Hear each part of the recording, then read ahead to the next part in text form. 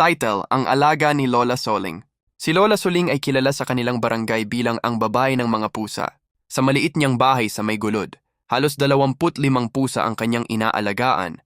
Lahat ay rescues mula sa kalsada o pinabayaan ng mga dating may-ari. Isang umaga may nakita siyang bagong pusa sa harap ng kanilang bakod. Isang malaking orange na pusang lalaki, may sugat sa likod at nanginginig sa gutom. "Naku anak, halika rito," sabi ni Lola Soling, dahan-dahang inalalayan ito. Tinawag niya itong Tabs, Rumigor, dahil sa mga taba-tabang guhit sa likod nito.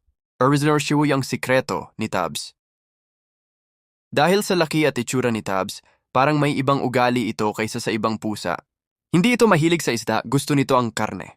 Minsan may dala-dala pa itong patay na daga at inilapag sa harap ni Lola para bang regalo.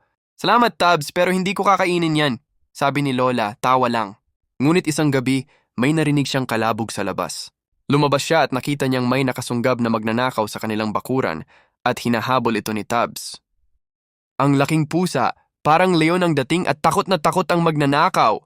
Naging bida si Tabs at binigyan pa siya ng barangay ng medalya, isang maliit na ribbon na gawa sa tela. Mula noon, hindi na nangahas ang mga masasamang loob na lumapit sa bahay ni Lola Soling. Noon si Tabs, naging bantay na rin ng buong kalye, pero sa gabi lang, sa umaga, tulog lang siya sa kandungan ni Lola parang walang nangyari. "Salamat sa pag-alaga sa amin." Yumakap si Tabs, parang naiintindihan niya. At doon, sa maliit na bahay sa gulod, masaya silang lahat. Ang matandang may malaking puso at ang malaking pusang may matapang na puso rin. Wakas Earl.